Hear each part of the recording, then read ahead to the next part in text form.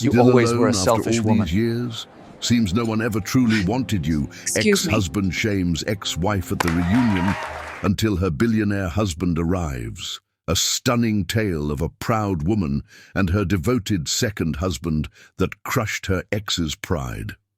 Before we begin, I send you a heartfelt prayer. May God bless your journey with victory, fill your home with everlasting joy, and grant every hidden dream of your soul. Do me a favor, my beautiful family. Tap that like button and comment below, "I stand with my brother." Now let us begin the most powerful and heart-touching story, written with love. They buried her alive, not knowing she was a seed meant to grow into a mighty tree. Nayeli's reflection in the polished conference table showed a woman whose presence commanded attention without demanding it, her quiet authority filling the boardroom of the Metropolitan Cultural Foundation as she concluded another transformative decision. The meeting had ended with unanimous approval for her proposal to fund 50 emerging artists from underrepresented communities, each receiving full studio space and mentorship for 2 years. The paintings adorning her penthouse walls told stories that major galleries had overlooked. Kaya Lamont had created the landscape above the fireplace while working as a night janitor, her hands still bearing traces of cleaning chemicals as her brushes captured dreams on canvas during pre-dawn hours. Now European museums displayed Kaya's work. Her granddaughters attended prestigious schools, and art critics who once dismissed her competed for exclusive interviews. Standing before Kaya's masterpiece, Nayeli remembered discovering the elderly woman's artwork stored in cardboard boxes behind a Queen's laundromat. The same vision that recognized Kaya's brilliance had filled these walls with treasures others had dismissed. Tanner Dewayne's sculptures carved from discarded subway materials, Brielle Lakeisha's portraits painted on salvaged wood panels, Kenyon Rashad's installations built from Hurricane Sandy debris. Each piece represented transformation beyond artistic achievement. Each represented a life elevated, a dream realized, a voice finally heard. The reunion invitation rested alone among dozens of prestigious opportunities, its formal script announcing an event that would force her to confront the person she had once been. Westbridge Academy wanted their graduates to return after 14 years, to reconnect and celebrate shared memories. The irony struck her deeply. The institution that had made her feel invisible now sought to claim credit for her visibility. 14 years had passed since graduation in Connecticut. 14 years since Braylon Ashworth convinced her that marriage would elevate her from scholarship student to legitimate member of their exclusive world. 14 years since he abandoned her for Tanisha, his secretary, leaving divorce papers and a cruel note about her inadequacy for his social aspirations. That devastated girl bore no resemblance to the woman who now influenced major museum acquisitions across 3 continents. The teenager who cleaned classrooms had become the patron ensuring no talented artist ever worked in isolation again. The young woman who felt invisible had become someone impossible to overlook. The elevator announced the arrival of the only person with private access to her sanctuary. Even before Jalen appeared, she recognized his confident stride across the marble floors, his presence transforming the impressive space into something that felt genuinely welcoming. Still considering whether to attend, Jalen's voice carried warmth that had become essential to her daily happiness. After 8 months of marriage, his morning arrival still brought excitement for whatever challenges they might face together. At 33, Jalen possessed something rare among the wealthy: authentic humility paired with purposeful action. The Constantine Foundation for Educational Excellence had provided scholarships for over 15,000 students across 13 years, yet Jalen never publicized his generosity. His inherited fortune served as a tool for social transformation rather than personal aggrandizement. "The invitation assumes people want to return to who they used to be," Nayeli said, watching the city awaken below. "Some of us prefer who we became." Jalen joined her at the window, his hand finding hers with practiced ease. "Braylon will be there." Social media shows he's now a regional insurance manager married to Tanisha. 3 children, suburban routine, mortgage payments. Everything he thought marrying me would prevent him from achieving. The morning light highlighted the confidence that had replaced uncertainty, the grace earned through overcoming pain. At 32, she possessed what Braylon had never understood, the ability to recognize potential others missed, to nurture talent institutions ignored, to create bridges where others built barriers. Her phone displayed a message from Winona Jalea, director of the Metropolitan Museum's Contemporary Acquisitions. The text included photographs from the previous evening's private viewing, where 3 artists Nayeli had discovered received offers from major collectors. Sequoia Jamari's mixed media installations exploring urban Native American identity had sold internationally. Dakota Ania's photography, documenting forgotten neighborhoods, had been acquired by the Library of Congress. Phoenix Tavian's digital art bridging traditional and contemporary techniques had sparked competitive bidding among technology executives. Careers launched through careful mentorship. Dreams realized via patient support. Futures secured by someone who understood the struggle for recognition. Each success represented months of guidance, years of encouragement, decades of believing in talent when artists doubted themselves. "I created something they couldn't destroy," Nayeli said, gesturing toward walls displaying her discoveries. "When Braylon left, he expected me to disappear into whatever limited life he imagined I deserved. Instead, I became someone who ensures talented people never disappear." The transformation extended beyond personal achievement. The Rising Voices Cultural Center had evolved from experimental project to established institution, its programming replicated nationwide. The newly announced Constantine Nayeli Foundation combined resources from both family legacies to create educational and cultural opportunities honoring their grandparents' collaborative history while addressing contemporary challenges. Chapter 2: The Seeds of Love. True love plants seeds in silence and tends gardens in the shadows. The autumn of 2008 painted Westbridge Academy's Connecticut campus in brilliant colors, but Jalen Constantine focused entirely on the girl studying alone in the library's corner. While other students filled mahogany common rooms with chatter about weekend plans in the Hamptons, she remained absorbed in books with intensity that revealed dreams too important to risk on social distractions. Nayeli possessed something rare among their privileged classmates: authentic hunger for knowledge rather than grades, genuine curiosity rather than competition. She read beyond requirements, exploring authors professors barely mentioned. Her essays demonstrated insights that surprised veteran teachers accustomed to students viewing education as expensive obligation rather than transformative opportunity. Jalen had inherited billions at 17 when his parents died in a private plane crash, leaving him guardian of wealth spanning 4 generations. The Constantine family name guaranteed university admission, commanded boardroom respect, and opened every door in New York society. Yet watching Nayeli struggle to balance 3 jobs while maintaining academic excellence, he realized money couldn't purchase what she possessed, motivation born from necessity rather than entitlement.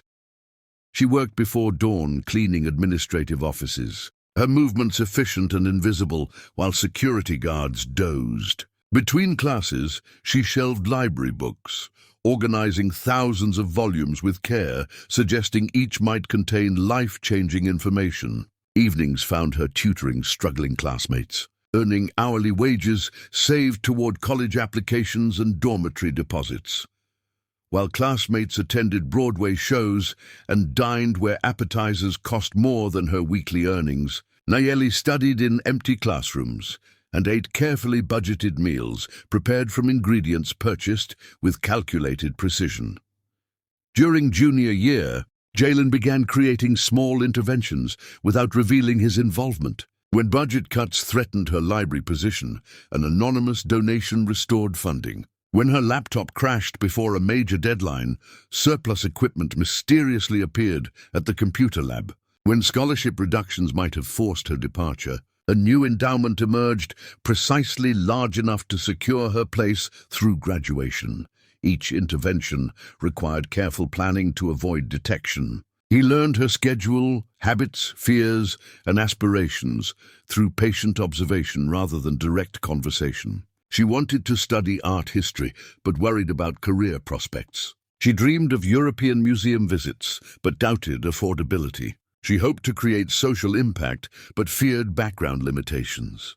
That summer, Jalen established the Constantine Foundation for Educational Excellence, officially a general scholarship program, but designed specifically to help students facing the barriers that defined Nayeli's experience. His grandfather had emphasized using wealth for social good, and supporting educational access honored that legacy while addressing contemporary needs. The Foundation's first initiatives supported underrepresented students, demonstrating academic excellence despite economic challenges. Recipients received comprehensive assistance, financial support, mentorship, internship opportunities, and networking access that could transform career trajectories. What began as help for people like Nayeli grew into systematic support, eventually assisting thousands over the following decade. But Nayeli's heart belonged to Braylon Ashworth, whose effortless popularity represented everything she thought she wanted. Braylon possessed casual confidence from never doubting his place, the kind of magnetic charm that drew admiration without effort. His family owned textile businesses across multiple states, vacation properties on 2 continents, and social connections guaranteeing opportunities regardless of academic performance. Graduation arrived with Nayeli radiant in cap and gown, scholarship medallions gleaming as symbols of achievement earned through determination rather than privilege. Columbia had accepted her with a full fellowship for graduate studies in art history, her future bright with possibilities. Braylon announced their engagement during the ceremony, presenting a diamond ring that sparkled impressively, but couldn't match her smile's brilliance. Watching them pose for photographs, Jalen felt simultaneous heartbreak and healing. The woman he loved was happy, which mattered most. Her happiness currently depended on someone unworthy, but that was tomorrow's concern. Today, she graduated with honors, engaged to marry, and prepared for graduate studies, pursuing lifelong dreams. Jalen graduated, knowing he had learned life's most important lesson: true love plants seeds in silence and tends gardens in shadows, trusting that patience and dedication eventually yield intended harvests. Chapter 3. The Foundation's First Gift. Sometimes angels work through scholarship, programs, and anonymous grants.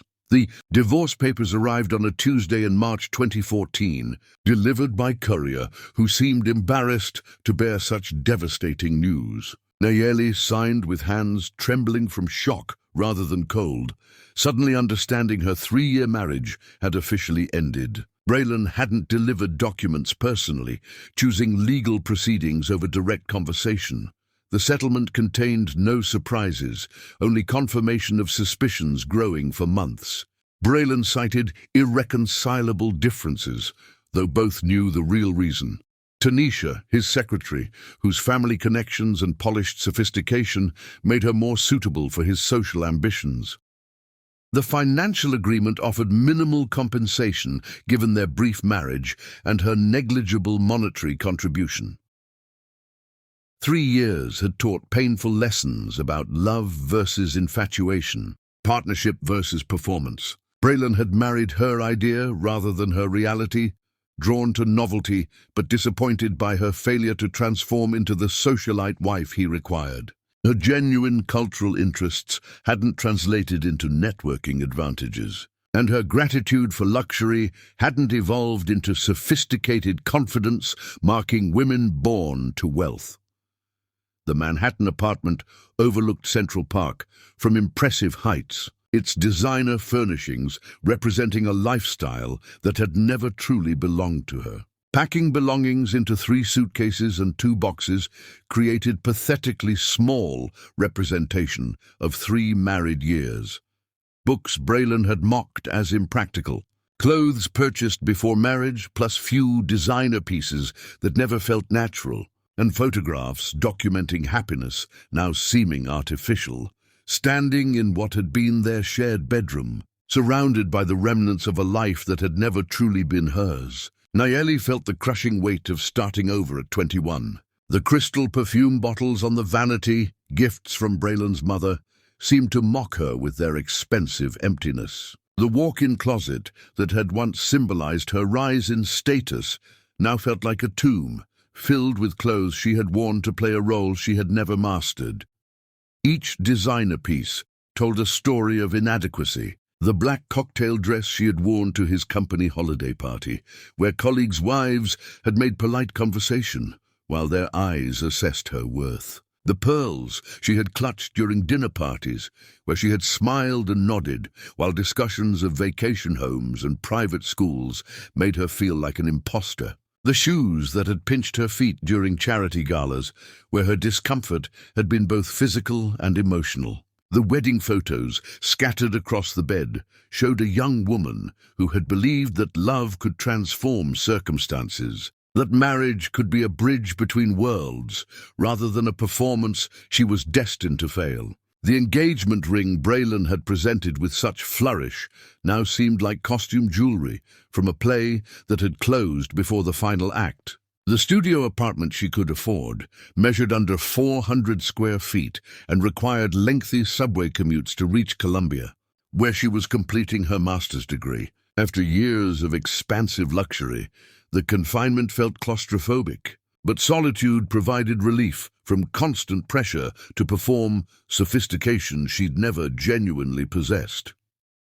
Moving day arrived with a humiliation she hadn't anticipated. The doorman, who had always greeted her warmly, now avoided eye contact. The superintendent, who had once rushed to fix any minor inconvenience, now spoke to her with barely concealed disdain, as if her changed circumstances were somehow contagious. The marble lobby that had once made her feel successful now felt like a gauntlet of judgment. Financial reality struck immediately. Credit cards funding graduate expenses were tied to accounts Braylon controlled, leaving her with student debt and no payment means. Her part-time research position provided barely enough for rent and basics, with nothing remaining for textbooks, conference fees, and research materials graduate education demanded. The first weeks brought daily indignities that no one had prepared her for. Declined cards at the campus bookstore while other students waited behind her, eating ramen noodles for the 3rd consecutive night while calculating whether she could afford both laundry detergent and a Metro card for the week. Sitting in the library not just to study, but because it was warm and she had learned to ration her heating bills. 8 weeks post-divorce, salvation arrived via official Constantine Foundation letterhead. The envelope contained congratulations for selection as recipient of the newly established Constantine Fellowship for Emerging Cultural Leaders. Comprehensive support covering tuition, living expenses, research costs, and professional development for graduate students pursuing art history, museum studies, or cultural preservation. The fellowship description seemed crafted specifically for her circumstances, offering exactly what she needed to complete her degree without compromising academic focus. Selection criteria emphasized excellence, cultural commitment, and background suggesting understanding of economic educational barriers. Reading requirements, Nayeli felt someone had observed her situation and designed targeted assistance. Winona Jalia, the Foundation's program director, called within hours. Her genuine enthusiasm made the fellowship feel like recognition rather than charity, supporting exceptional promise while removing financial stress that prevented advanced education achievement. We believe economic barriers shouldn't prevent talented students from pursuing advanced degrees, Winona explained. The Constantine Foundation specifically support students demonstrating promise while facing obstacles that inherited privilege never encounters. The fellowship included mentorship with museum professionals, prestigious internships, and networking events shaping career trajectories. Previous recipients had become museum directors, gallery owners, cultural critics, and arts administrators at organizations ranging from community centers to internationally renowned institutions. Within weeks, her circumstances stabilized dramatically. The fellowship enabled quitting part-time jobs to focus entirely on coursework and research. Better housing, necessary materials, and conference attendance became affordable. Stress-consuming mental energy since divorce began fading, replaced by excitement about previously unimaginable opportunities. Her thesis advisor immediately noticed improved work quality and engagement.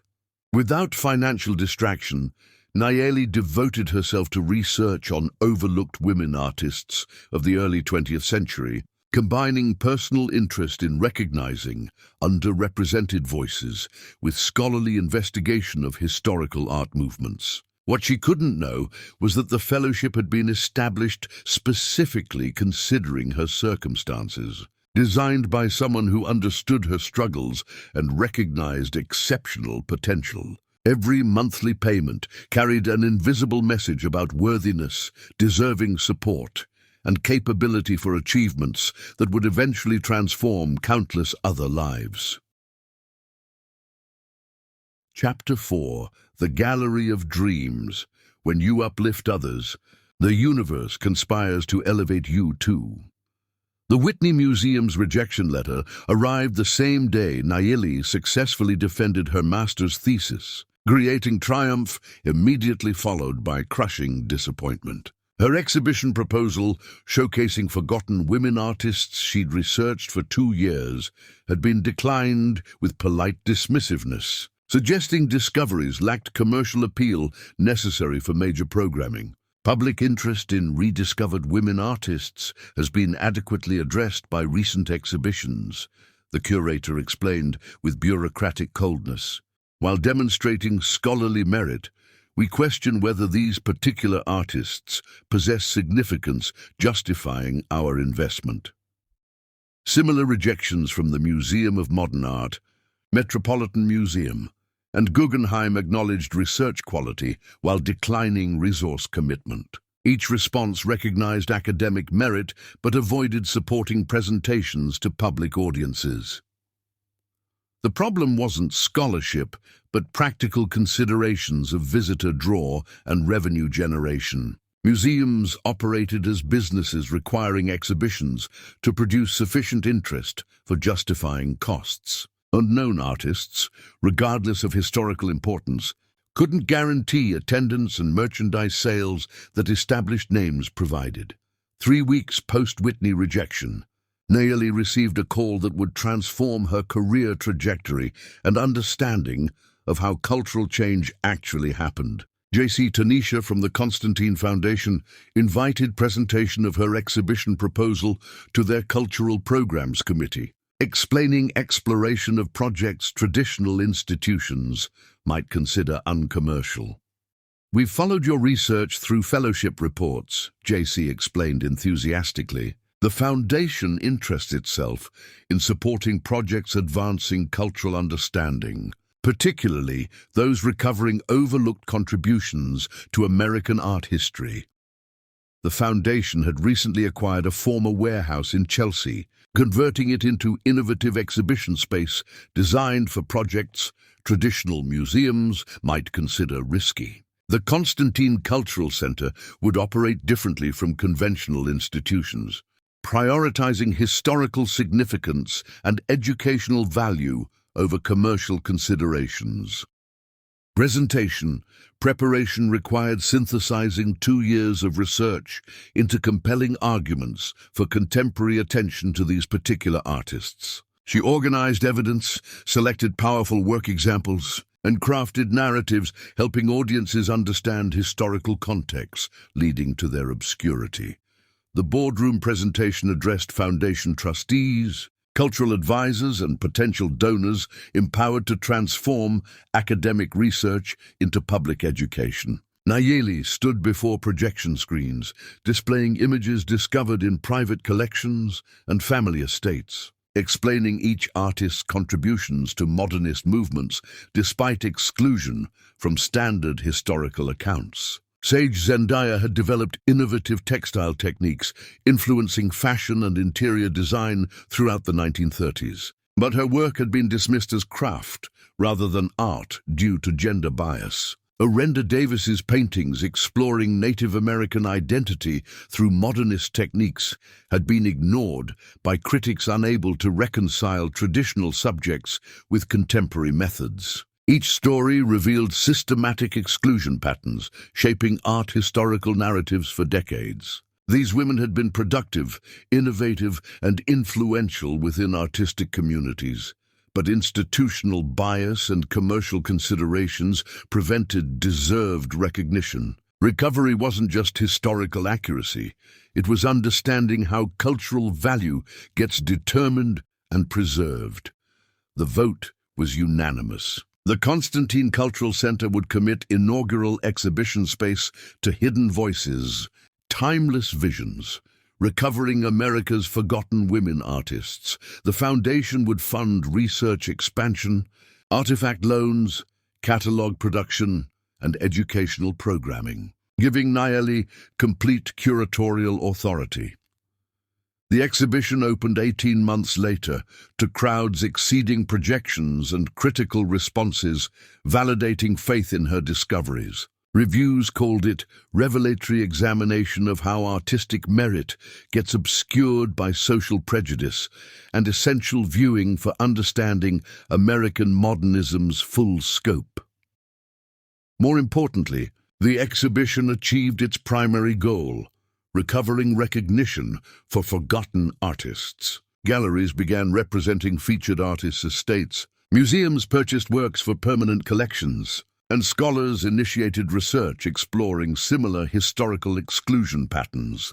The Constantine Foundation had accomplished something unprecedented, creating space where cultural value could be determined by historical significance rather than market forces, where academic discoveries could reach public audiences without compromising scholarly integrity. Chapter 5. The First Proposal. Some hearts speak when the garden is ready, even if the gardener isn't. The Constantine Cultural Center had become Nayeli's professional home by autumn 2016, its soaring ceilings and exposed brick providing perfect backdrop for her second major exhibition. Voices from the margins drew even larger crowds than her inaugural show, with visitors traveling nationally to see Depression-era artists who had documented social change through community murals and public art. Success brought unexpected opportunities. The Smithsonian offered her assistant curator positions. Universities recruited her for faculty roles, and private collectors sought expertise in acquisition evaluation. At 23, she had established herself as one of the country's most promising young curators, recognized for identifying overlooked contributions and presenting them with scholarly and popular appeal. But professional fulfillment couldn't address personal loneliness, deepening with each achievement. Divorce from Braylon had left emotional scars resistant to healing, and curatorial demands left little time for developing new relationships. She had devoted herself to research and exhibition development so intensely that personal connections had withered from neglect. The loneliness was particularly acute during moments of professional triumph. Standing before packed exhibition spaces, surrounded by conversations about the artists she had rescued from obscurity, she often felt isolated by her success. The few men she had dated since the divorce seemed either intimidated by her growing reputation or attracted to it for the wrong reasons. None understood that her work was not simply a career but a calling, a way of ensuring that talented voices would never again be silenced by institutional neglect. The Constantine Foundation's annual gala invitation arrived with handwritten note from JC Tanisha. We hope you'll celebrate 5 years of cultural programming and remarkable fellowship recipient achievements.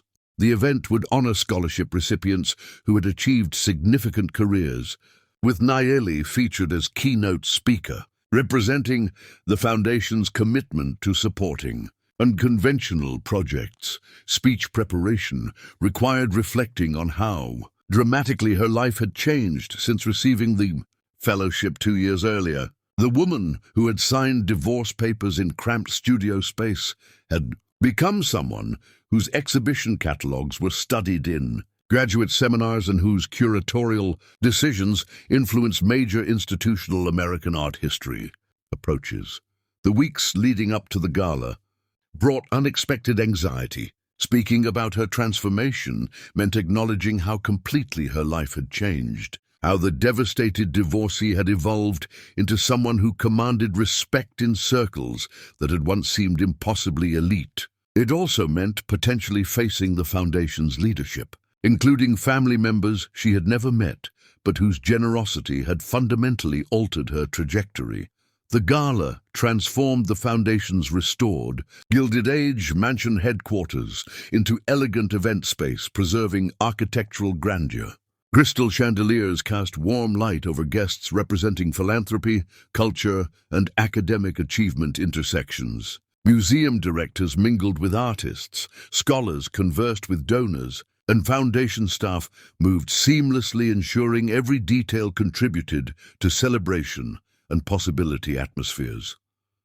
Preparing her keynote address in the green marble powder room, Nayeli caught sight of herself in the ornate mirror and marveled at the transformation. The woman looking back wore confidence like a second skin, her posture reflecting years of standing before hostile museum boards and winning them over with passion and expertise. The scholarship girl, who had once felt invisible in spaces like this, now belonged here by right of achievement rather than charity. Nayeli's speech focused on institutional support and creative risk-taking relationships, explaining how Foundation willingness to fund unconventional projects enabled discoveries traditional sources would never support. She described identifying forgotten artists, convincing institutions to display their work, and satisfaction from seeing historical narratives expanded to include previously excluded voices.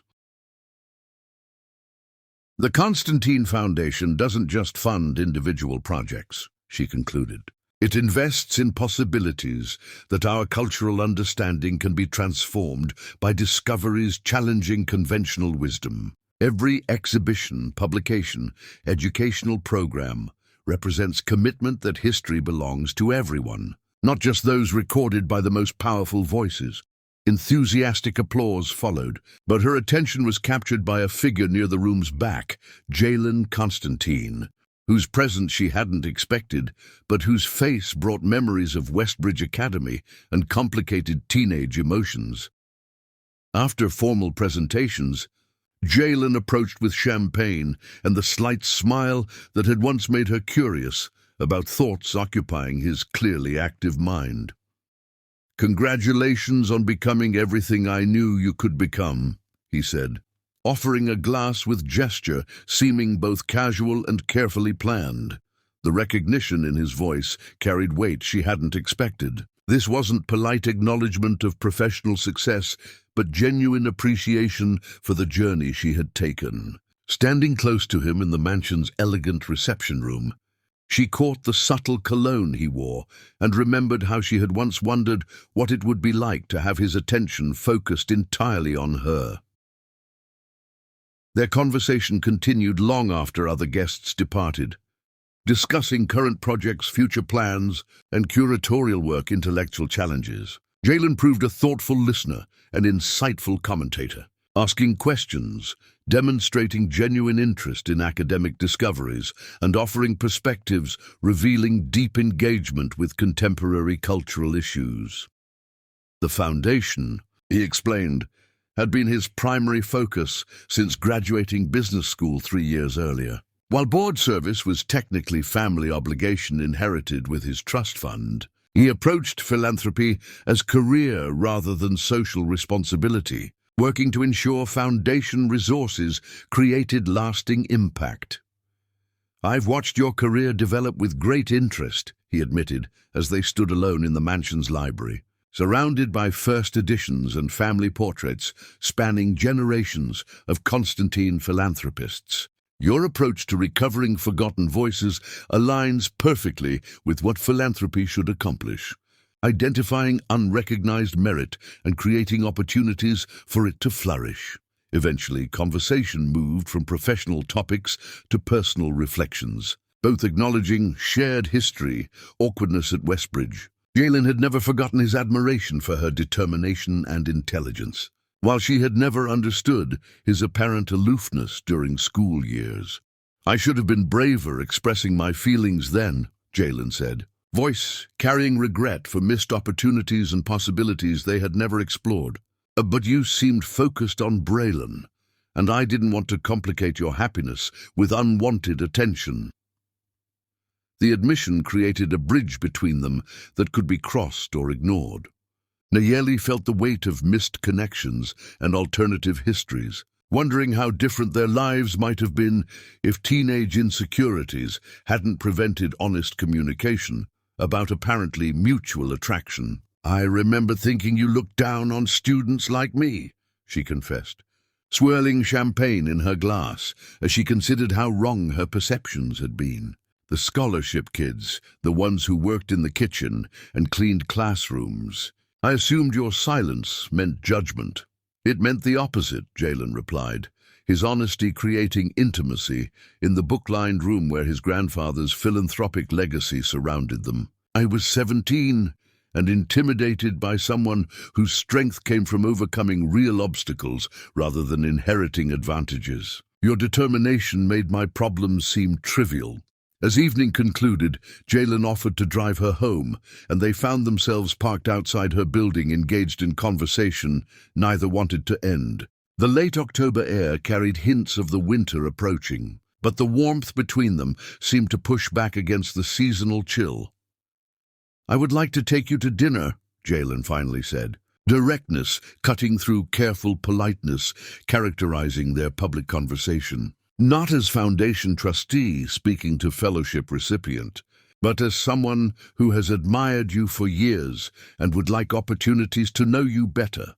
The proposal was gentle but unmistakably serious, carrying implications extending beyond casual dating. Jalen's resources and social position made him one of the city's most eligible bachelors, but his interest seemed based on qualities having nothing to do with conventional romantic desirability measures.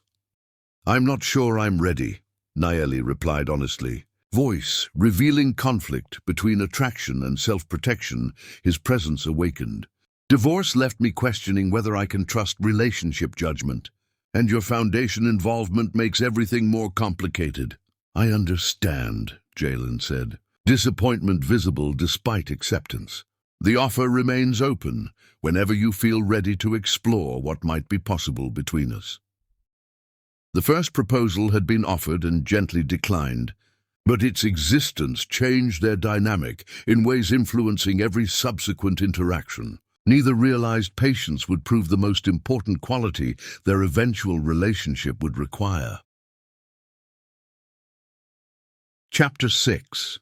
The Artists. Sanctuary, true legacy, isn't what you build for yourself, it's what you build for others to flourish. The abandoned warehouse in Long Island City stretched before Nayeli like a cathedral of possibility, its 20,000 square feet of raw space echoing with her footsteps as pigeons scattered from steel rafters overhead. Broken windows allowed autumn light to filter through dust motes dancing in the air, while decades-old graffiti covered brick walls like unintentional murals, telling stories of urban decay and artistic rebellion. Standing in the vast emptiness where textile manufacturing equipment had once hummed with industrial purpose, she could envision something revolutionary, a sanctuary where emerging artists could create, exhibit, and sell their work regardless of background or financial resources.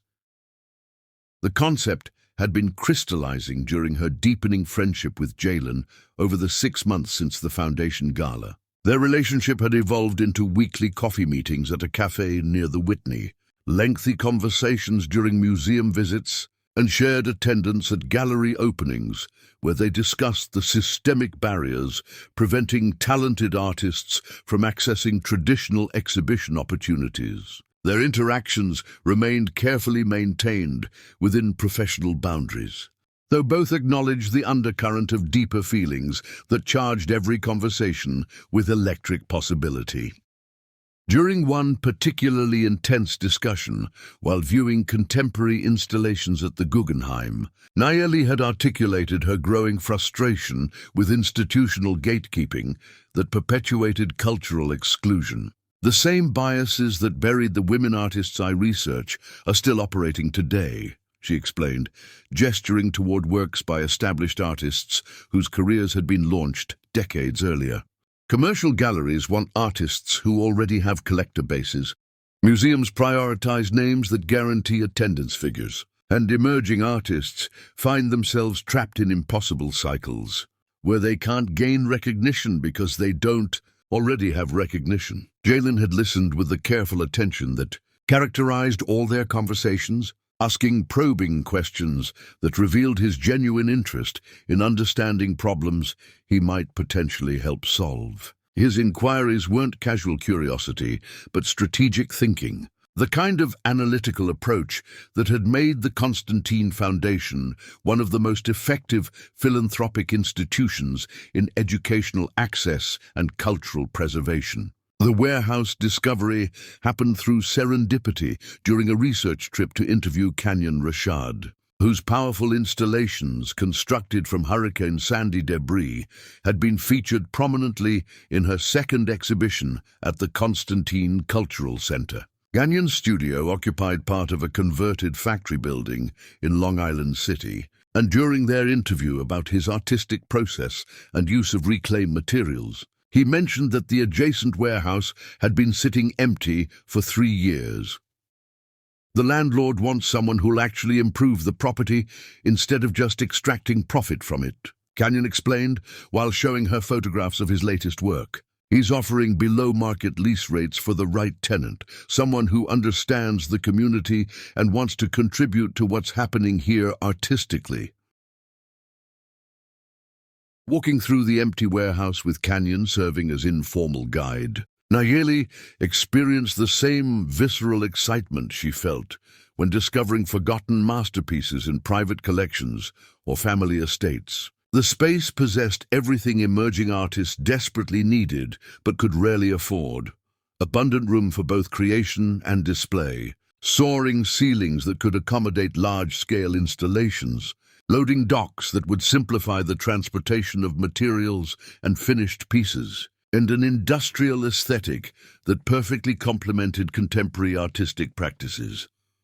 More significantly, the warehouse's location placed it at the geographic heart of Long Island City's rapidly growing arts community. The neighborhood teemed with converted factory buildings housing artist studios, alternative exhibition spaces, and the kind of creative collaboration that mainstream institutions rarely supported. Young artists living in shared warehouse spaces could walk to openings and performances. Established artists could mentor newcomers without navigating formal institutional hierarchies, and audiences could discover emerging voices in an environment that encouraged experimentation over commercial viability. However, the financial requirements for such an ambitious project seemed insurmountable for someone living on a curator's salary, even one supplemented by occasional consulting fees and lecture honoraria. The lease alone would consume the majority of her annual income. Renovation costs could easily reach 6 figures, depending on the extent of infrastructure improvements needed. And ongoing operational expenses would require either substantial grant funding or significant private investment. Traditional arts organizations might consider such ventures, but they would inevitably impose programming restrictions and bureaucratic oversight that could compromise the experimental, community-responsive atmosphere Nayeli envisioned.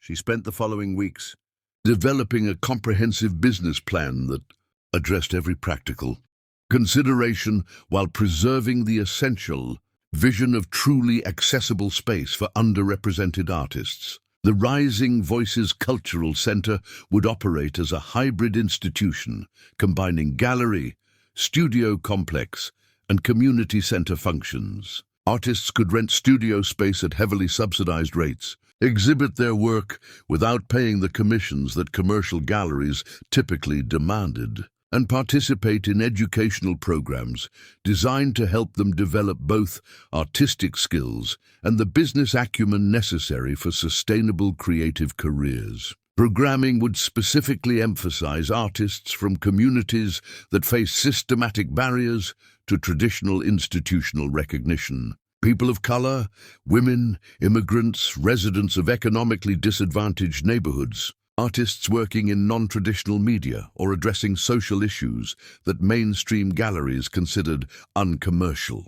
Rather than approaching this as charity work, Nayeli conceptualized it as strategic investment in overlooked talent that could significantly enrich contemporary cultural discourse if given appropriate platforms and support systems.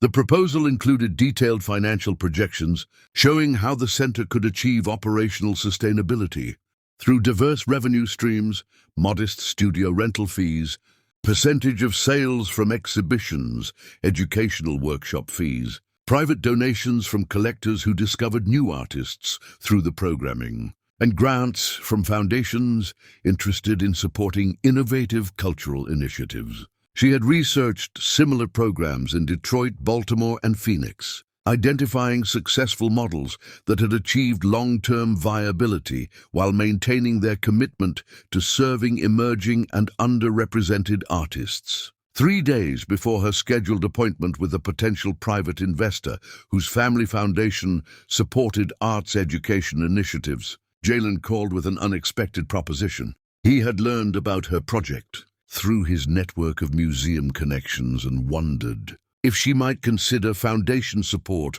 rather than private funding from external sources.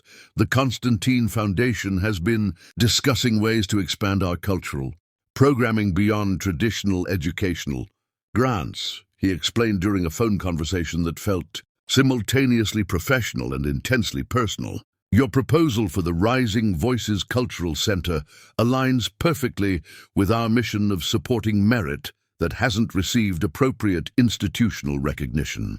We'd like to invite you to present to our Cultural Programs Committee. The Foundation's Cultural Committee review took place during an intensive 4-hour session that included detailed discussion of operational sustainability, anticipated community impact, and long-term programming goals. Board members asked challenging questions about audience development strategies, artist selection criteria, and financial management systems that demonstrated they were giving serious consideration to the project's viability, rather than simply going through philanthropic motions. J.C. Tanisha, the Foundation's program coordinator, raised important concerns about potential competition with existing arts organizations, wondering whether the Rising Voices Cultural Center might duplicate services already available through other institutions rather than addressing genuine gaps in cultural infrastructure.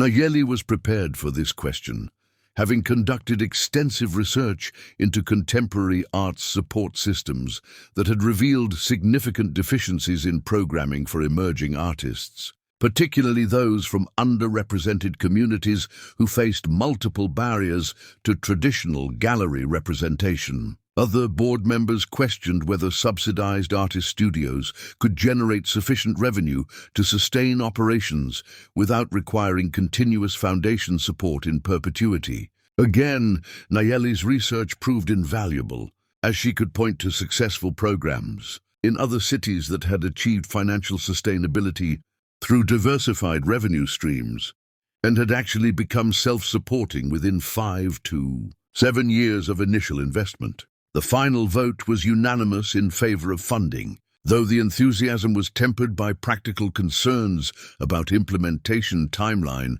and long-term viability. The Constantine Foundation would provide substantial initial funding for renovation and first-year operations, but ongoing support would depend on Nayeli's ability to develop additional funding sources and demonstrate measurable community impact that justified continued investment.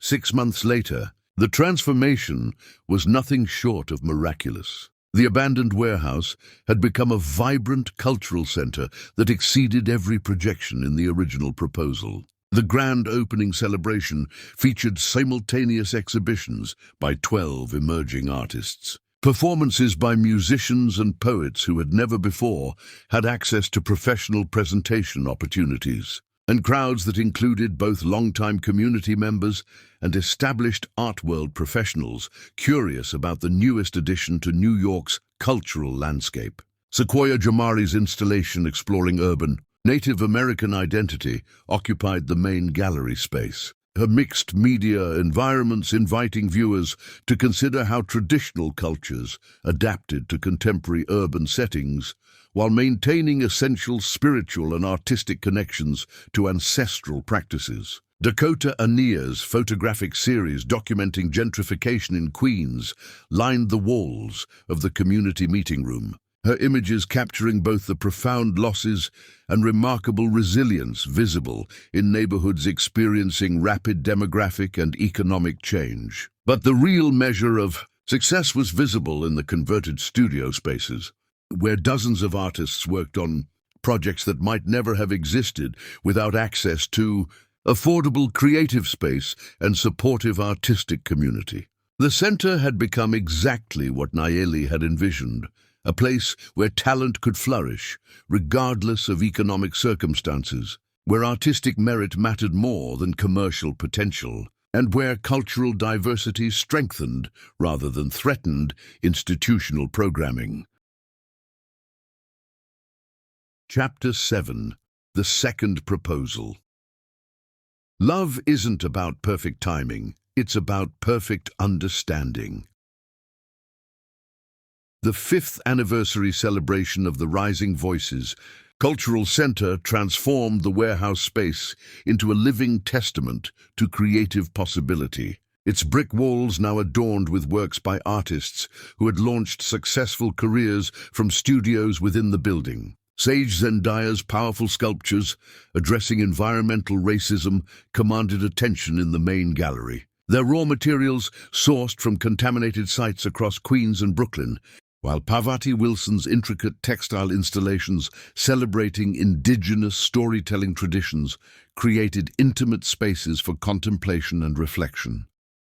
The evening air carried the sounds of authentic celebration, animated conversations conducted in multiple languages, bursts of laughter from families whose children had discovered their own artistic voices through the center's educational programs, and the haunting melodies performed by Kai Martinez, whose innovative compositions bridged traditional Navajo folk music with contemporary urban rhythms. 5 years of continuous operation had not only met, but dramatically exceeded every projection outlined in Nayeli's original proposal to the Constantine Foundation. Over 300 artists had rented studio space at subsidized rates, with an impressive 60% successfully transitioning to gallery representation or museum exhibitions after completing residencies at the center. The educational programs had served more than 1,500 community members annually, ranging from after-school art classes for local children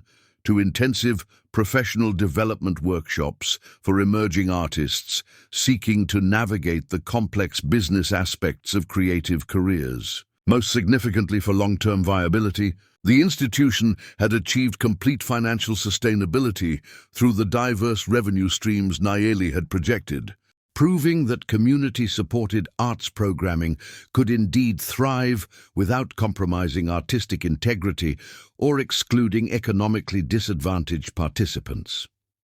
The center's success had attracted national attention from cultural institutions. urban planning organizations, and philanthropic foundations across the country, all interested in understanding how the model could be adapted and replicated in their own communities. Nayeli found herself traveling frequently to consult on similar projects in Detroit, Baltimore, and Phoenix, sharing strategies for creating sustainable arts programming that served underserved communities while maintaining the highest standards of artistic excellence. The Rising Voices Cultural Center had evolved from local experiment to nationally recognized model, representing an entirely new approach to cultural accessibility that challenged traditional assumptions about how arts organizations should and could operate. Standing at the edge of the anniversary celebration, observing the dynamic interactions between artists whose careers she had helped nurture and the collectors, critics,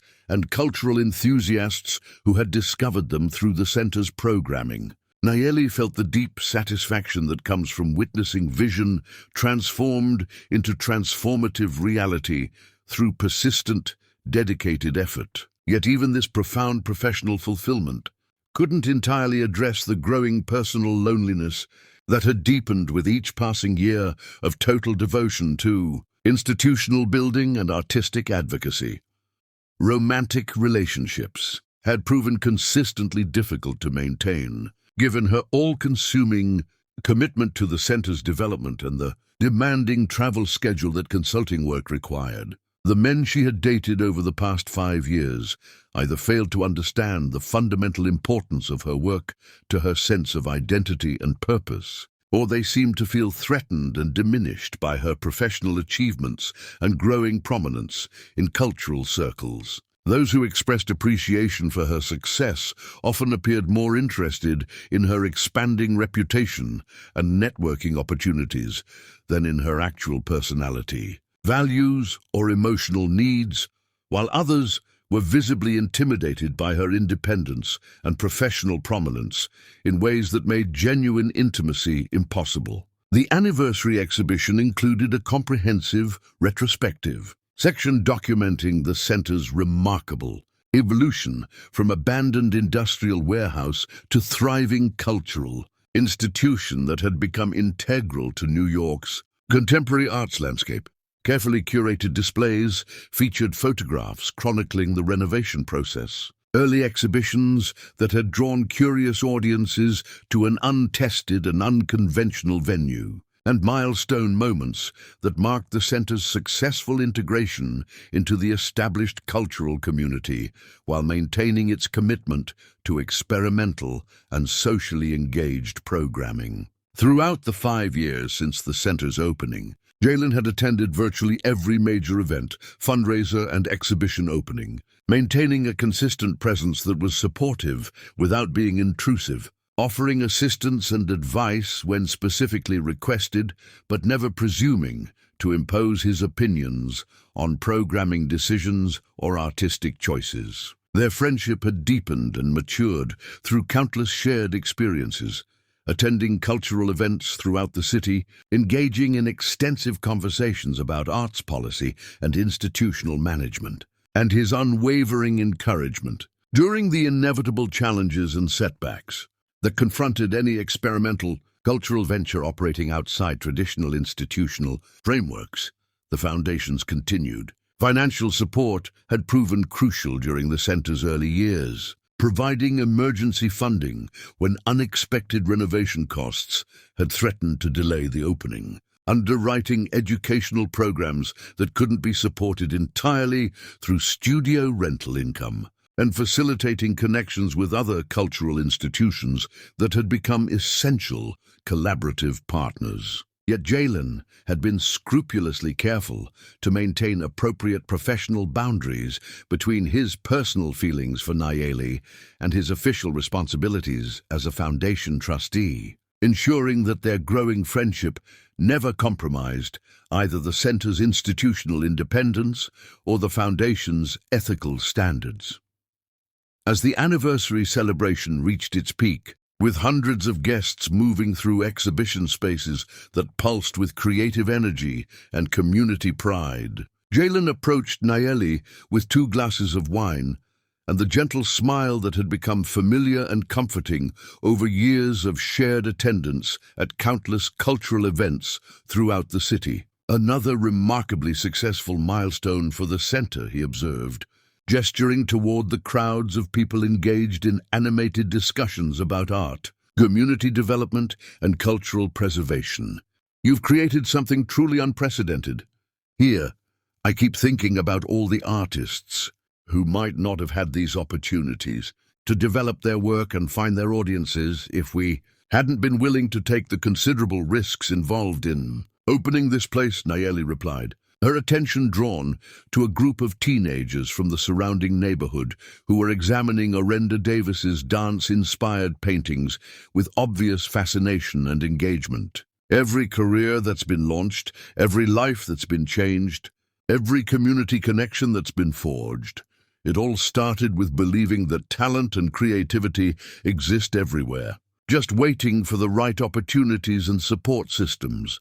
They moved together through the celebration, greeting artists whose careers had been transformed by the center's programming, donors whose financial support had made ambitious projects possible, and community members whose children had discovered their own creative abilities through educational workshops and summer programs. Their easy interaction reflected 5 years of shared investment in the institution's development, a collaborative relationship built on mutual respect and complementary skills. Yet underneath this professional partnership lay undercurrents of personal attraction and emotional connection that had never been fully acknowledged or explored.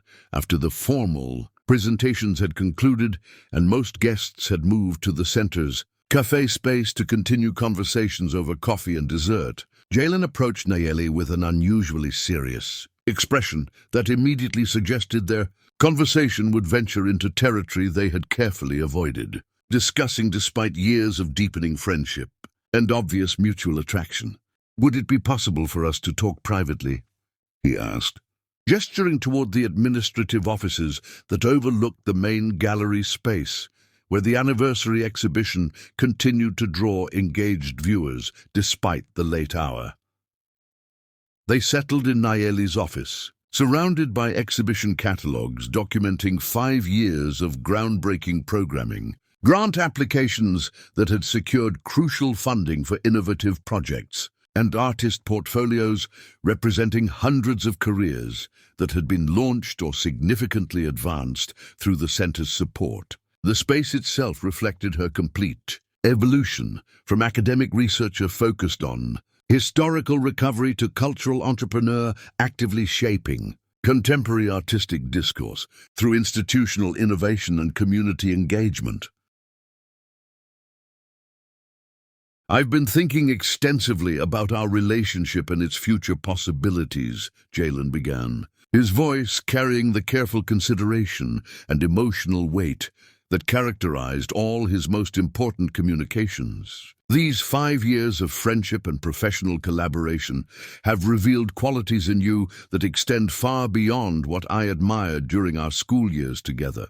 Your unwavering dedication to creating opportunities for others, your remarkable ability to recognize potential that established institutions consistently overlook, your absolute commitment to values that transcend personal ambition and immediate gratification. These qualities make you someone with whom I would very much like to share my life in the deepest and most meaningful sense." The words settled between them with an emotional weight and significance that couldn't be deflected through casual responses or professional redirections.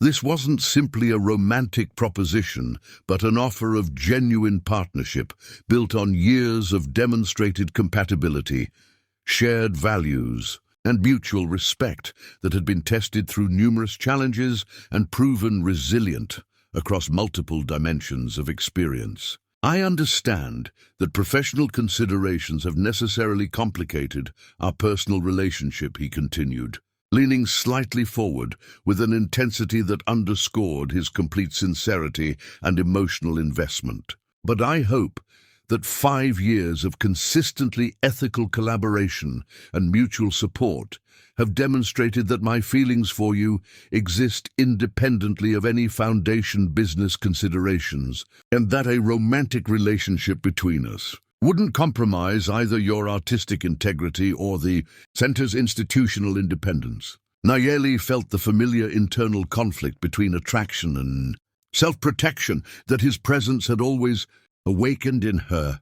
But now, this conflict was complicated by years of friendship that had provided concrete evidence of his character, integrity, and genuine commitment to values that aligned perfectly with her own most deeply held beliefs about art, community, and social responsibility. "I do care for you deeply, more than I've allowed myself to fully acknowledge," she replied, her voice betraying the considerable difficulty of balancing complete honesty with the self-preservation instincts that divorce and professional vulnerability had necessarily strengthened.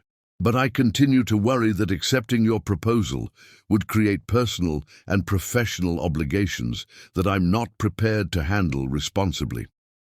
The Foundation's support has been absolutely crucial to everything I've accomplished here, and I genuinely fear that a romantic relationship would inevitably change the dynamics between us in ways that could potentially compromise both our personal connection and the center's continued independence.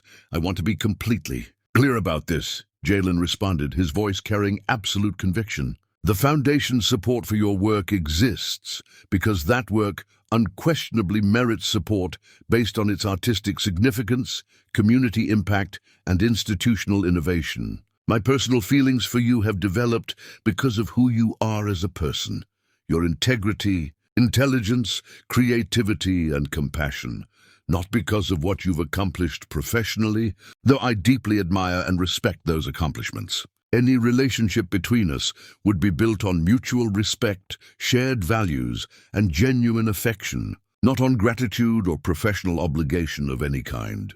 They sat together in contemplative silence for several minutes, both fully aware that they were addressing fundamental questions about their future that would inevitably influence every subsequent interaction, regardless of how she ultimately responded to his proposal. Eventually, Nayeli thanked him for his honesty and courage in expressing feelings that she suspected had been developing for years, while explaining that she needed additional time to carefully consider all the personal and professional implications of fundamentally changing their relationship. The second proposal had been offered with far greater sophistication and emotional maturity than the first, acknowledging the genuine complexity of their circumstances while expressing feelings that had been deepened and refined through years of friendship, collaboration, and demonstrated compatibility. Yet once again, Nayeli's response remained characterized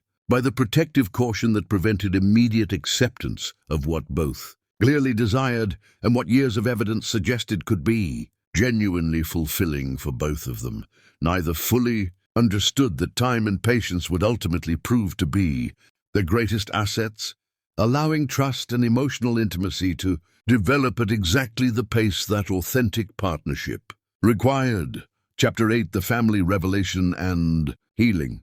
Sometimes the greatest gift is discovering you were never as alone as you thought. The genealogy project had begun as straightforward research for what Nayeli intended to be her most ambitious exhibition yet, a comprehensive celebration of indigenous artistic traditions in contemporary, urban settings that would trace the evolution of Native American creative expression from traditional practices to cutting-edge contemporary work. However, what started as academic investigation gradually evolved into an intensely personal journey that would fundamentally transform her understanding of her own family history and its unexpected connections to the institutional support that had shaped her entire adult life.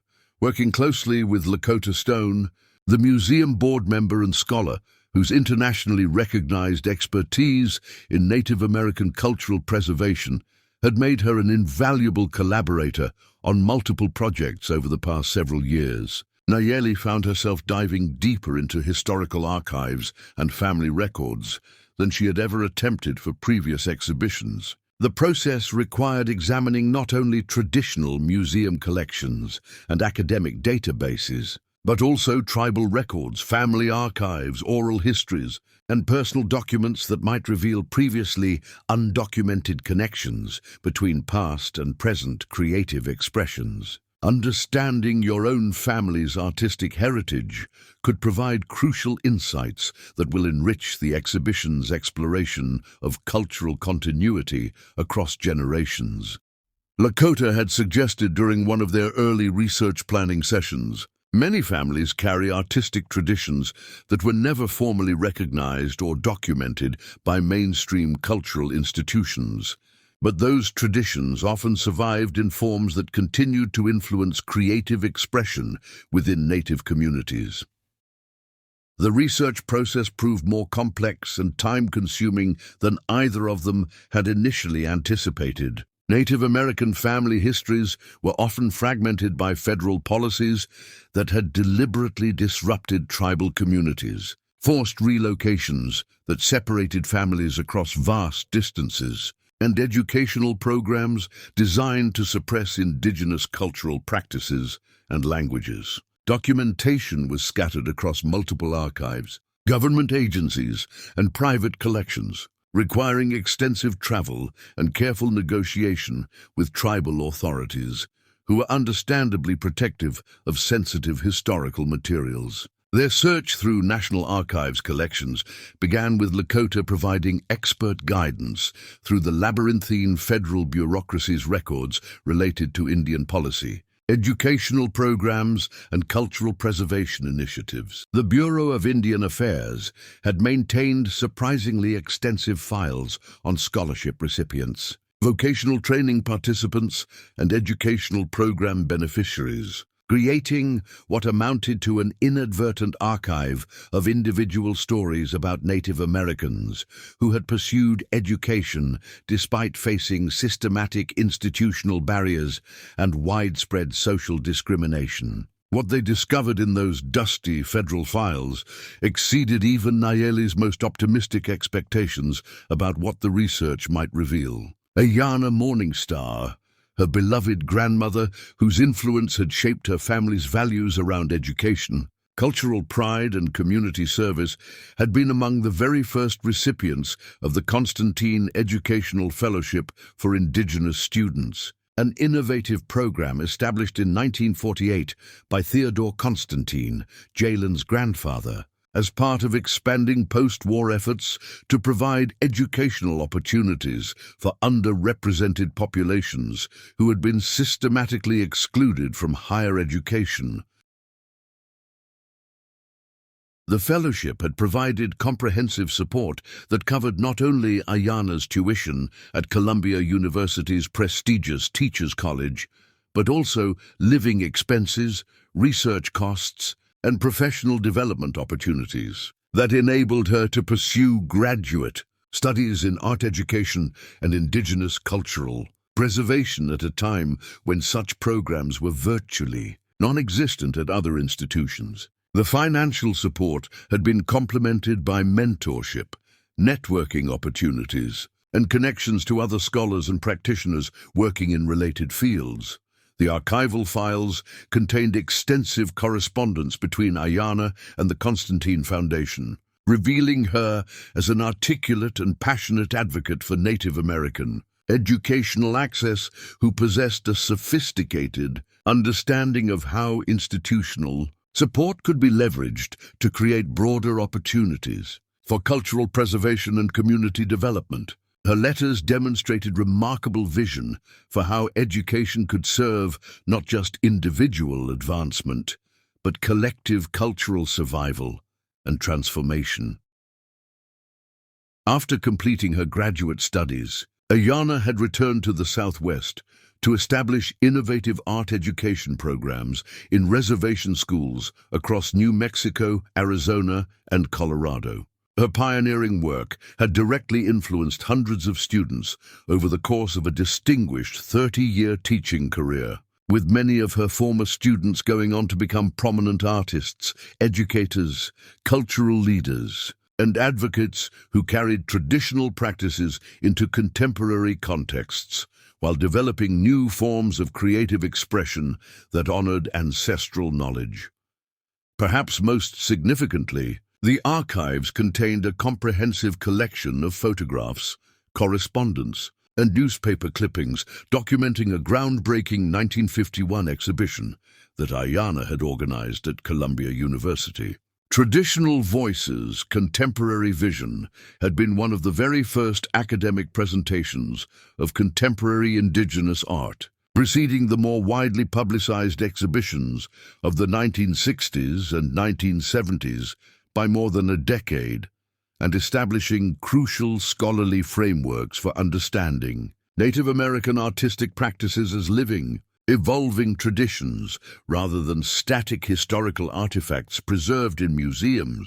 The exhibition had featured student artwork that demonstrated sophisticated integration of traditional Native American techniques, materials, and cultural themes with contemporary artistic methods and modernist aesthetic principles. The work challenged prevailing assumptions about indigenous art while asserting the continuing vitality and relevance of native creative traditions in mid-20th century American culture. Theodore Constantine had not only attended the exhibition opening, but had become one of its most enthusiastic supporters and promoters. The foundation files contained his detailed handwritten notes praising Ayana's innovative educational approach, her success in creating meaningful opportunities for artistic expression that honored traditional practices while engaging with contemporary aesthetic developments, and her remarkable ability to inspire students to see their cultural heritage as a source of strength and creative inspiration rather than an obstacle to overcome. Your cultural work honors me deeply, Ayana had written to Theodore Constantine in a letter dated December 1952, but more importantly, it honors the students and community members who will benefit from opportunities that my generation could barely have imagined possible. Educational access represents nothing less than hope for cultural survival and transformation, ensuring that our most precious traditions can evolve and grow rather than simply disappear under the pressure of assimilationist policies and economic marginalization. Reading her grandmother's eloquent words, Nayeli recognized the voice and values that had fundamentally shaped her own approach to life, education, and community service. The commitment to creating opportunities for others, the understanding of culture as living and dynamic rather than static and preserved, the belief that individual achievement carried obligations to contribute to collective advancement. All of these principles that had guided Nayeli's career could be traced directly to her grandmother's influence and example. The historical connection provided compelling explanations for elements of Nayeli's relationship with Jalen that had always seemed remarkably compatible despite their vastly different backgrounds and life experiences. Their shared commitment to educational access as a tool for social justice, their sophisticated understanding of how cultural institutions could either support or suppress diversity and innovation, and their deep belief in the importance of recognizing and nurturing overlooked potential, all reflected values that had been established and refined through decades of collaboration between their families. This revelation arrived during one of her regular coffee meetings with Jalen at their favorite cafe near the Whitney Museum, as she shared copies of the archival documents that Lakota had helped her locate and interpret. Watching his face as he carefully read his grandfather's correspondence with her grandmother, she saw dawning recognition of connections that neither of them had understood, despite years of friendship and collaborative work. My grandfather rarely spoke about specific fellowship recipients or their individual achievements, Jalen said quietly, studying photographs from Ayana's exhibition that showed young Native American students presenting artwork that demonstrated remarkable sophistication in combining traditional and contemporary techniques. but he kept these files in his personal papers until his death. And I remember him saying on several occasions that the most important educational investments were those that created positive impacts, extending across multiple generations. The historical evidence suggested that Theodore Constantine had approached educational philanthropy as strategic investment in long-term cultural continuity and social transformation rather than simple charity directed toward deserving individual recipients. His support for Native American students like Ayanna had been motivated by a sophisticated understanding that educational access could preserve and revitalize cultural traditions that might otherwise be lost to systematic governmental oppression, economic marginalization, and social discrimination. Our families have been connected for 3 generations, Nayeli said slowly, the full weight of this historical relationship settling around them like recognition of a destiny that had always been present but never previously acknowledged or understood. Your grandfather's support for my grandmother's education made possible the opportunities that enabled my mother's achievements, which in turn created the foundation for my own academic and professional accomplishments.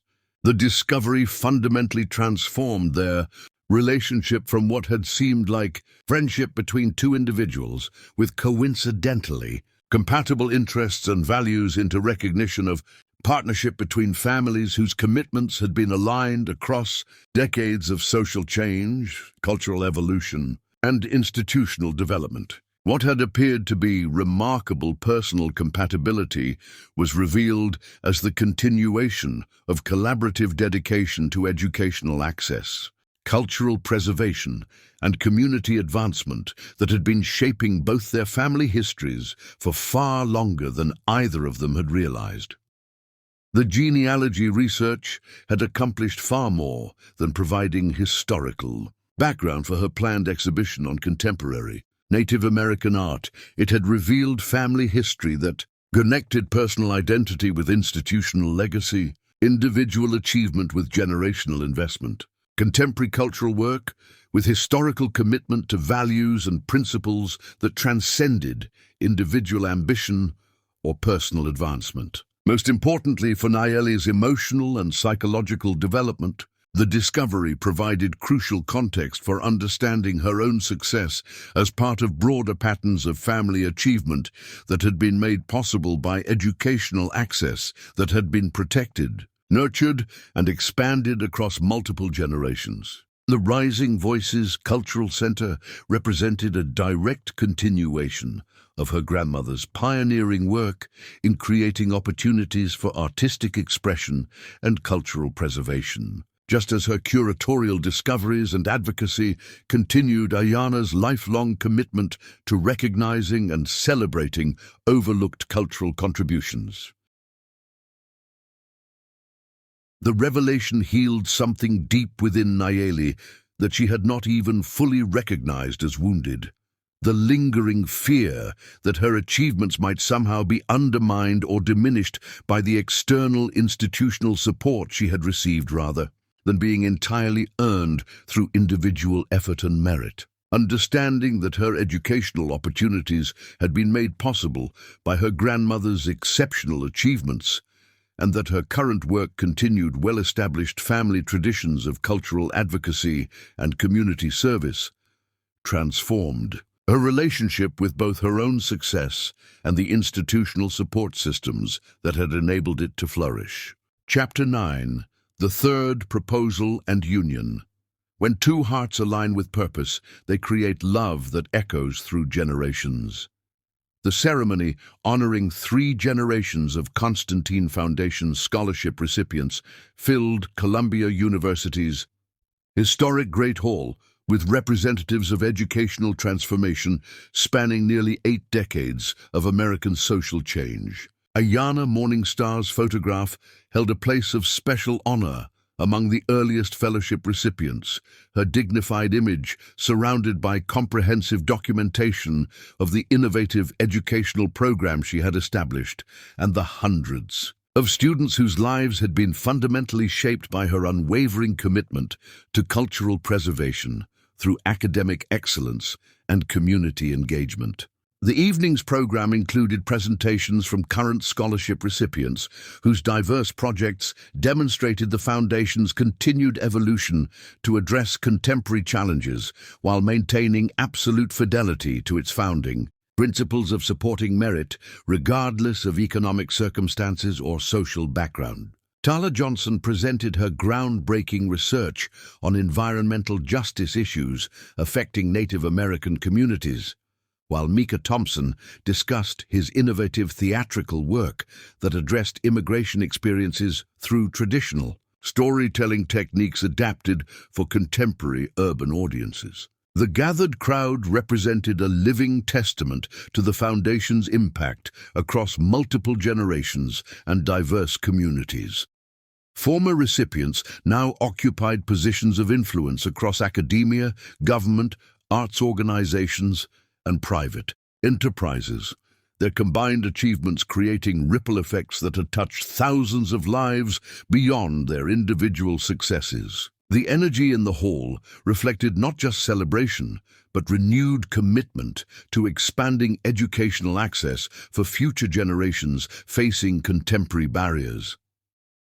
Jalen's keynote address focused specifically on the complex relationships between individual achievement and institutional support, providing detailed explanations of how strategic educational access created ripple effects that extended far beyond specific recipients to influence entire communities, preserve cultural traditions, and generate cycles of advancement that could transform social structures across multiple generations. His carefully crafted words carried personal significance that only Nayeli fully understood, reflecting their recent discoveries about historical connections that had been shaping both their family's commitment to educational philanthropy for far longer than either had previously realized.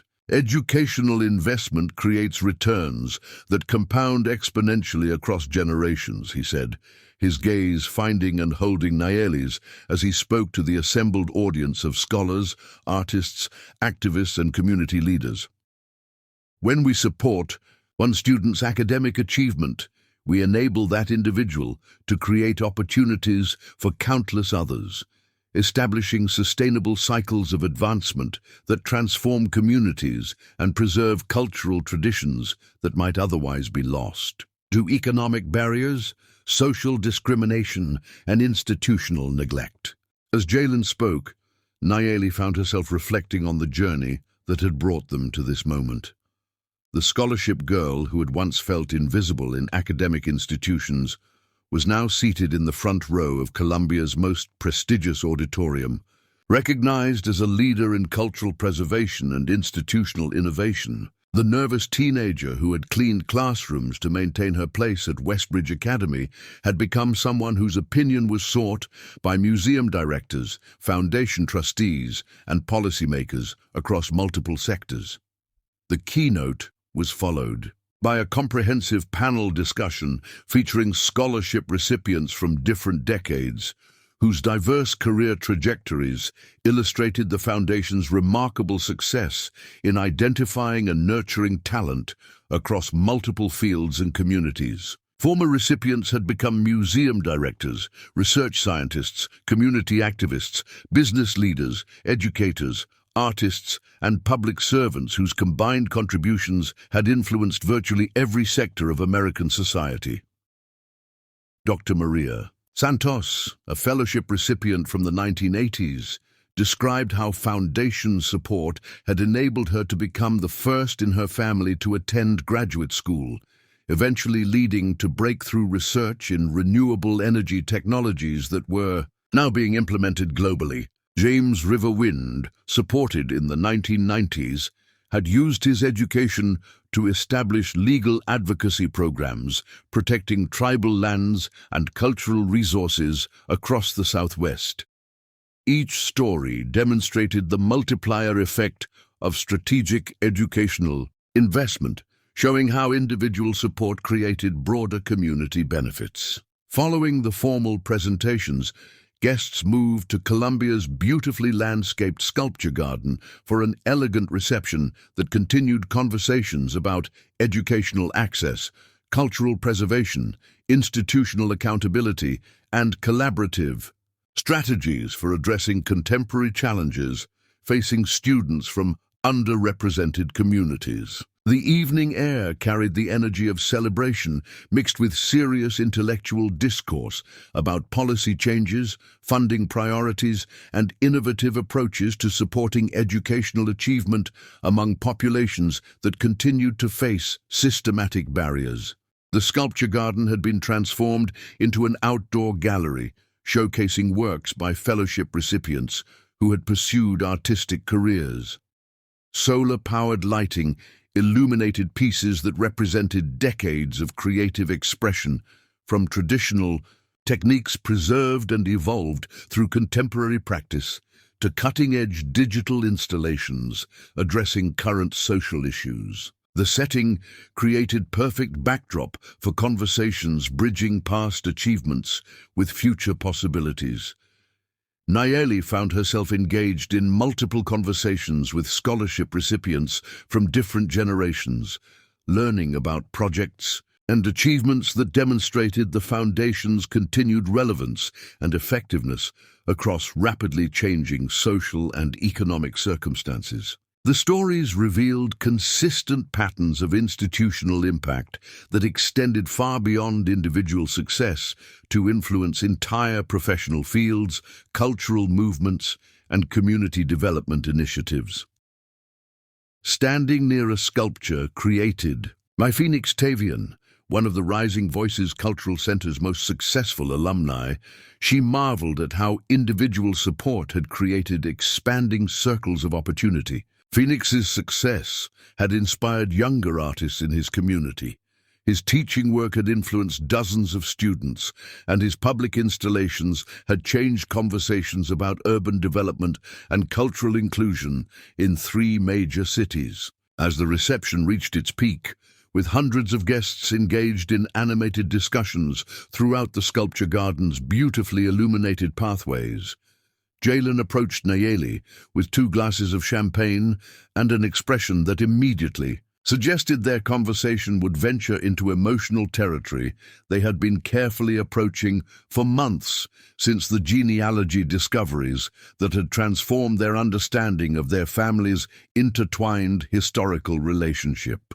"Would it be possible for us to take a brief walk?" he asked, gesturing toward the campus pathways that wound between buildings where both their grandparents had studied and worked 7 decades earlier, creating educational legacies that had ultimately brought their families together across generations of collaborative commitment to social justice and cultural preservation. They found themselves seated on a weathered wooden bench overlooking the central quad, where current students hurried between evening classes and study sessions, their animated conversations creating a constant backdrop of intellectual energy that perfectly reflected the university's continuing mission of educational transformation and scholarly excellence. The setting felt entirely appropriate for discussing future plans that would honor past commitments while creating new opportunities for collaboration between educational access and cultural advancement. The campus at night held a different energy than during daylight hours. Warm light spilled from library windows, where students pursued the same dreams of advancement that had driven both their grandparents decades earlier. The Gothic architecture seemed to whisper stories of all the lives that had been changed within. These walls, all the barriers that had been overcome through education's transformative power. The genealogy research has fundamentally changed how I understand our relationship and its historical significance, Jalen began, his voice carrying the careful consideration and emotional depth that had characterized all their most important conversations throughout 7 years of deepening friendship.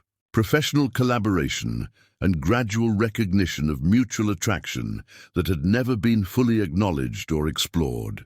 Discovering that our families have been collaborating for 3 generations doesn't create any kind of obligation or expectation, but it does provide crucial context that makes me far more confident about expressing feelings I've been carrying for many years without fully understanding their deeper significance. His words carried accumulated weight from years of patient friendship, demonstrated professional compatibility and growing personal trust that had been tested through numerous challenges and proven resilient across multiple dimensions of shared experience. Unlike his previous proposals, this declaration was supported by extensive evidence of sustained partnership that had proven their ability to maintain both individual integrity and collaborative effectiveness without compromising either personal authenticity or institutional independence. I want to be completely transparent about my motivations and intentions, he continued, turning to face her directly with an intensity that underscored his complete emotional investment in their conversation and its potential outcomes. I'm not proposing because of historical family connections or professional compatibility or shared institutional commitments, though I deeply value all of those elements of our relationship. I'm proposing because 7 years of friendship and collaboration have revealed qualities in you that I want to share my life with in the deepest possible sense. Integrity that never compromises essential principles for temporary convenience. Intelligence that continues expanding through every new experience. Creativity that finds innovative solutions to seemingly impossible challenges. And unwavering commitment to values that transcend personal ambition or individual advancement.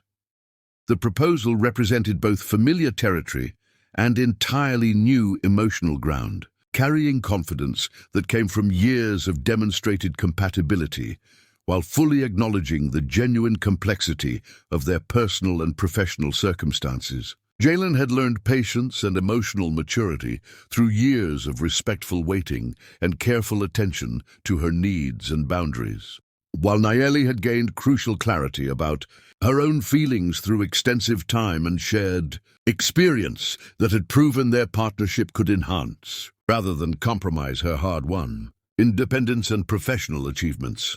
"I love you," she replied, the simple admission carrying profound relief at finally expressing feelings she had been carefully protecting and analyzing for years without fully allowing herself to acknowledge their depth and significance. Not because of foundation support or family history or professional collaboration, though I'm grateful for all of those elements of our connection.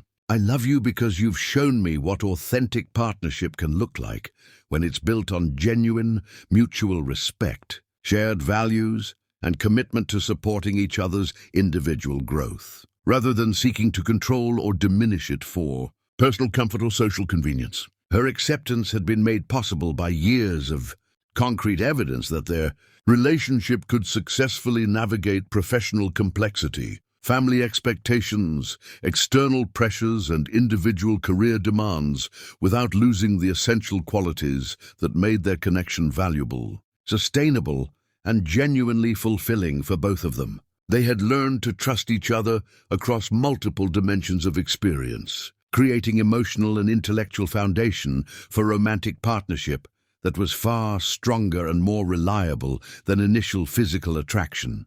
Social compatibility or shared cultural background, the moment felt suspended in time, with generations of family history converging on this single decision that would shape their shared future. Around them, the university campus hummed with the quiet energy of intellectual pursuit, the same energy that had drawn their grandparents together in service of educational access and cultural preservation. The continuity was both humbling and inspiring. The engagement was officially announced 6 months later during another major foundation event, surrounded by colleagues, friends, artists, scholars, and community members who had observed their relationship develop through years of careful friendship that had clearly been moving toward deeper commitment despite their caution about mixing personal and professional responsibilities.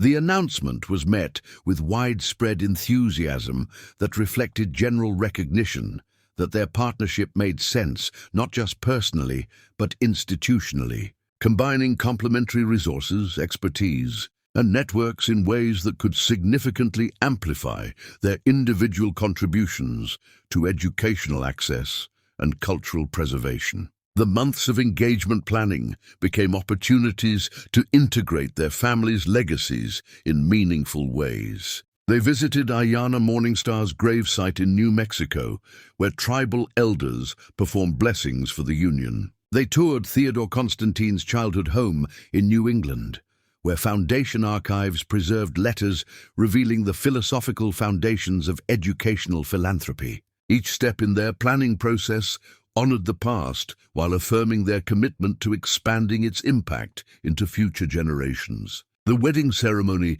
took place the following January in the main gallery of the Rising Voices Cultural Center, surrounded by artists whose careers had been launched through the institution's programming and colleagues whose work had been supported by Foundation, initiatives spanning multiple decades of social change and cultural evolution. The ceremony reflected values that had guided both their families for generations: unwavering commitment to community advancement, deep respect for cultural diversity and artistic innovation, and absolute belief in the transformative power of educational access as a tool for social justice and individual empowerment.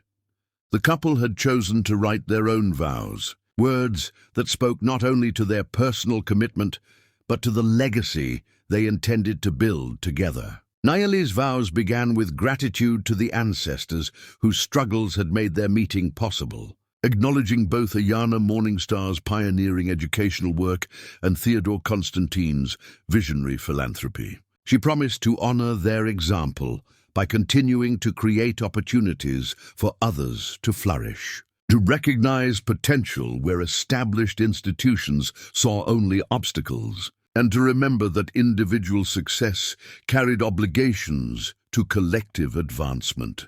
I promise to plant seeds in silence and tend gardens in shadows, Nayeli said, her voice carrying across the transformed warehouse space filled with friends, family, and beneficiaries of their shared commitment to cultural and educational advancement.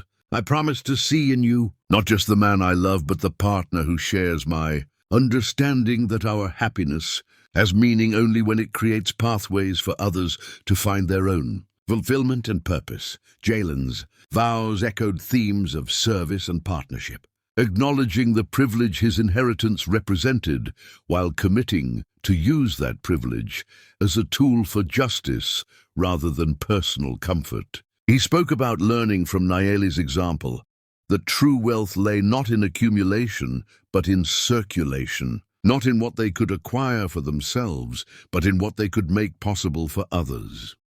I promise to support your vision while nurturing my own, to use inherited advantages as foundation for expanding opportunities rather than protecting comfort, and to remember that our love story has significance only as part of the larger story of human dignity, creative expression, and educational access that our families have been writing together for 3 generations, the ceremony space itself told. Their story through carefully chosen details that honored both family legacies while looking toward future possibilities. Ayanna Morningstar's original artwork hung beside contemporary pieces from center artists, creating visual dialogue between past and present cultural expression. Theodore Constantine's fountain pen, used to establish the first educational fellowship, rested on the signing table, alongside traditional Native American sage, blessed by tribal elders who had traveled from New Mexico to witness this union of families and purposes. Wedding guests included scholarship recipients representing 3 full generations of Foundation programming, artists whose works were permanently displayed throughout the center's exhibition spaces, museum directors and cultural leaders who had collaborated on groundbreaking exhibitions and educational initiatives, and community members whose children had been served by the center's comprehensive educational programming. The celebration honored not just personal commitment and romantic love, but institutional legacy that connected individual happiness with broader social impact and generational responsibility. Canyon Rashad had created a special installation for the reception, constructed entirely from materials representing transformation and renewal. Hurricane debris had been reformed into sculpture, subway tiles arranged into mosaics, spelling out words of blessing in multiple languages, and reclaimed wood bearing the signatures of every artist who had found their voice within the center's walls. The piece stood as testament to the possibility of creating beauty from brokenness, hope from destruction, and community from isolation. The reception featured performances by center alumni who had achieved national recognition, their success creating ripple effects that had inspired younger artists throughout the community. Sage Zendaya's environmental installations had evolved into major museum commissions addressing climate change impacts on urban communities. Dakota Ania's photography documenting gentrification had influenced housing policy in 3 major cities. Each success story demonstrated the multiplier effect of strategic cultural investment. As the evening progressed, spontaneous speeches emerged from guests whose lives had been touched by the Foundation's work or the Center's programming. A former fellowship recipient, now a federal judge, spoke about opportunities that had seemed impossible before institutional support made them achievable. A teenager from the neighborhood described discovering her artistic abilities through after-school programs, her parents beaming with pride at their daughter's newfound confidence and purpose. The marriage represented a direct continuation of collaborative family commitment that had begun with Theodore Constantine's support for Ayanna Morningstar's education in the 1940s and had evolved through decades of institutional development, cultural programming, and educational initiatives that had made possible contemporary advances in both educational access and cultural preservation. Their partnership promised to extend and expand that historical legacy into future generations while creating entirely new opportunities for innovative collaboration between educational philanthropy and cultural advocacy. What neither could fully anticipate was how their marriage would enhance their individual effectiveness while creating unprecedented possibilities for institutional innovation and social impact that neither could have achieved working independently, no matter how talented, dedicated, or well-resourced they might have been as individuals. Their union represented not just personal fulfillment, but strategic alliance for social transformation, combining complementary expertise and resources in service of expanding opportunity for future generations of artists, scholars, and community leaders. Chapter 10. The Fool. Reunion, Triumph, and Legacy Unveiling. Queens don't seek revenge, they simply let their legacy speak them. Truth. The Westbridge Academy Reunion Committee had transformed the Connecticut School's Grand Ballroom into elegant space, celebrating 14 years of alumni achievements while honoring the institution's tradition of educational excellence. Displays showcased notable graduates' accomplishments, scientific breakthroughs, artistic achievements, business innovations, and public service contributions, demonstrating the school's success preparing students for leadership across diverse fields. Nayeli adjusted her grandmother's turquoise necklace, each stone carrying family history now intimately connected to her own story. The elegant dress she had chosen balanced sophistication with accessibility, expensive enough to command respect, but understated enough to avoid overshadowing the evening's real purpose. At 32, she possessed something her 18-year-old self could never have imagined: complete confidence in her own worth regardless of external validation. The scholarship girl, who had cleaned classrooms to maintain her place, had become someone whose opinion was sought by museum directors, whose projects were funded by prestigious foundations, and whose work had launched hundreds of artistic careers. Transformation wasn't just personal, but institutional. The Rising Voices Cultural Center had evolved from experimental project to established institution, its programming replicated in 12 cities. The Constantine Nayeli Foundation had been announced 6 months earlier, combining resources from both family legacies to create educational and cultural opportunities, honoring their grandparents' collaborative history while addressing contemporary challenges. Jalen appeared wearing a tuxedo, emphasizing natural elegance without suggesting arrogance, his presence filling space with calm confidence that had become foundation of their partnership.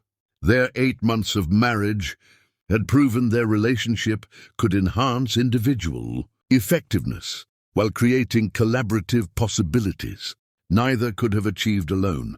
The reunion reception was already underway when they arrived, with classmates clustered in groups largely reflecting the same social divisions characterizing their teenage relationships. Successful professionals mingled with others who had achieved varying degrees of career advancement, but underlying hierarchies seemed remarkably unchanged despite 14 years of diverse experiences.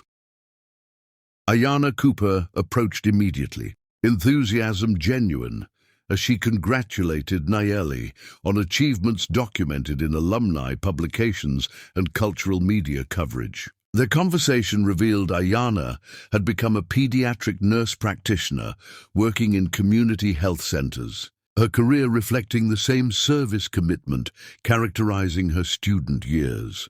Other classmates joined the conversation, expressing curiosity about Nayeli's work and surprise at her prominence in cultural circles they had never imagined her entering. Keisha Taylor described her social work career, while Jamari Lewis had become a high school principal in Detroit, both having pursued paths focused on community service rather than personal advancement. But reunion's social dynamics remained dominated by students whose inherited advantages had translated into expected career trajectories. River Jackson had joined his family's investment firm. Canyon Hayes was practicing law at a prestigious Manhattan firm, and others had assumed roles accessible through family connections rather than individual merit. Formal program began with recognition of class achievements, including brief presentations from alumni whose careers represented the school's commitment to preparing leaders across diverse fields. Nayeli had been invited to speak about cultural entrepreneurship and institutional innovation, topics connecting individual success with broader social impact. Her presentation focused on relationships between educational access and cultural preservation, explaining how institutions could either support or suppress diverse voices, depending on their commitment to recognizing merit regardless of economic background or social connections. Educational privilege creates obligations as well as opportunities, she concluded, looking at classmates whose career trajectories had been largely determined by advantages they had inherited rather than earned. Those of us who benefited from excellent education have responsibilities to ensure similar opportunities become available to students who face economic barriers we were fortunate enough to avoid. During dinner, she found herself seated with classmates whose careers had developed along predictable paths, successful but conventional, comfortable but unremarkable, prosperous but lacking impact, creating lasting change. Their conversation topics focused on material acquisitions, family updates, and social activities, suggesting lives primarily focused on personal satisfaction rather than broader contribution.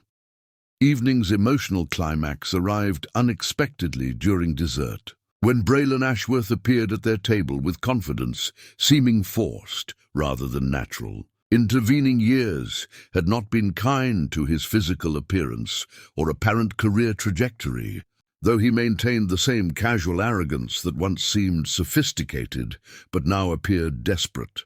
Well, Braylon said, voice carrying undertones intended as playful mockery, but coming across as bitter disappointment. If it isn't our little scholarship girl, still playing dress-up with people who actually belong in places like this. Comment was intended to wound, to reduce her achievements to performance, rather than recognize her legitimate membership in social and professional circles that had once seemed inaccessible. Instead of feeling injured, Nayeli felt pity for someone whose life had clearly failed to meet his own inflated expectations.